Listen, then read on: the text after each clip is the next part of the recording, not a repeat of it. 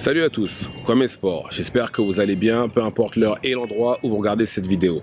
Avant de commencer, cliquez sur like, abonnez-vous et activez la cloche de façon à être tenu au courant quand je posterai de nouvelles vidéos. Ça y est, les fédérations se réveillent, enfin du moins l'IBF et la WBC dans certains cas. Alors, l'ancien champion incontestable de la catégorie Super Lightweight, qui est devenu par la suite l'ancien champion incontestable de la catégorie Welterweight, Terence Crawford, a tout d'abord été destitué de son titre IBF, car clairement il ne voulait pas combattre le mandataire qui est Jaron Ennis, qui maintenant a été élevé au rang de champion. Et là, récemment, la WBC lui a retiré son titre, parce que clairement il monte de catégorie et c'est pas juste qu'il garde les ceintures comme un enfant gâté qui veut pas qu'on lui reprenne ses jouets. Et dans peu de temps, théoriquement, Mario Barrios devrait être le nouveau champion de la catégorie, le nouveau champion WBC de la catégorie welterweight. C'est pas le meilleur moyen pour devenir champion, mais bon, des fois il n'y a pas le choix. Et là, il y a l'IBF qui a fait la même chose à Canelo Alvarez, qui lui a clairement dit soit tu combats ton mandataire et tu as jusqu'au 6 juin pour négocier avec lui, ou soit on te retire le titre. Canelo de lui-même, il s'est dit bon non, je suis pas vous, je vais pas attendre. Je vous laisse récupérer le titre parce que clairement la personne qui aura dû combattre, qui est William Skull, ne lui apportait rien. C'est quelqu'un de pas connu qui a combattu surtout en Europe. Clairement, ça aurait été une promenade de santé pour Canelo et donc ça n'aurait pas été intéressant ni pour le public ni pour lui d'un point de vue financier.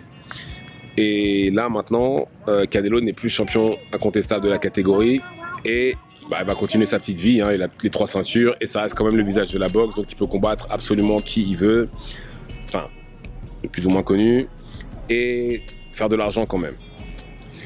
Et c'est là où je trouve que bon, l'IBF c'est bien, tant mieux, hein, mais ce serait bien que dans le cas de Canelo, que la WBC suive, parce que c'est pas normal que quelqu'un comme David Benavidez ait été le mandataire depuis quasiment la pandémie, et qu'il n'y ait pas eu de combat par la suite. C'est pas normal qu'il ait eu à attendre autant de temps. Et puis là, maintenant, vu qu'il en a été heavyweight, il n'aura jamais à le combattre. Parce que là, ça y est, c'est fini. Il ne redescendra plus en super middleweight.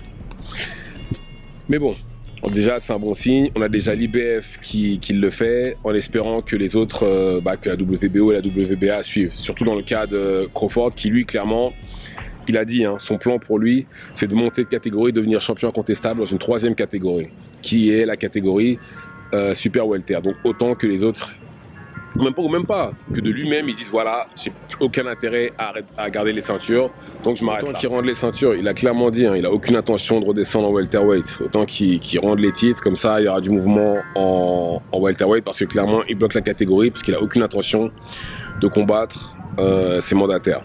Donc autant qu'il rende les ceintures, les titres, c'est mieux. Quant à Canelo, franchement ses options elles sont limitées, hein, en super middleweight. Hein. Il y a Christian Billy, il y a Caleb Plant qui l'a déjà battu et qui s'est fait tabasser par David Benavidez par la suite.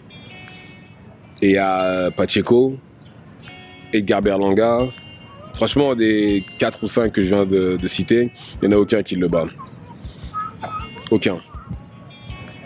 Vraiment aucun, et c'est vraiment dommage qu'on soit passé à côté du combat entre lui et Benavidez, mais bon, que voulez-vous. Après, c'est pas impossible qu'on n'ait pas ce combat-là, parce que apparemment, les Saoudiens seraient éventuellement prêts à mettre l'argent sur la table pour qu'il y ait un combat entre les deux. Même si j'estime que 200 millions pour Canelo pour un combat comme ça ne vaut pas le coup, parce que souvent les gens parlent de Pacquiao et Floyd, mais la différence entre Pacquiao et Floyd et Canelo Benavidez, c'est que déjà les deux étaient autant populaires l'un que l'autre, déjà. Et ils savaient qu'avec Pacquiao, les pay-per-view allaient exploser en Asie. Et ils savaient que les pay-per-view allaient exploser aux États-Unis avec Floyd. Et on avait clairement le numéro 1, numéro 2 de la catégorie. Même si, bon, clairement, Canelo et Benavidez, c'est la même chose. Mais voilà, en termes de popularité, Pacquiao et Floyd étaient quasiment au même niveau. C'était les deux plus connus. Tandis que Canelo Benavidez, il y en a surtout un qui est connu et l'autre beaucoup moins. Ce qui ne veut pas dire qu'il ne mérite pas le combat, mais voilà, il ne faut pas non plus qu'on compare les deux, c'est pas possible. Pour en revenir aux fédérations, oui, il va falloir qu'elles arrêtent de favoriser justement les gens comme Canelo qui rapportent beaucoup d'argent. C'est un de mes combattants préférés, hein, Canelo, mais voilà, je préférais qu'on lui retire les ceintures et qu'il y ait du mouvement dans la catégorie, parce que là, ce qu'il fait, c'est que il nous prive de combats qu'on aimerait tous voir, comme encore une fois Canelo Benavidez par exemple.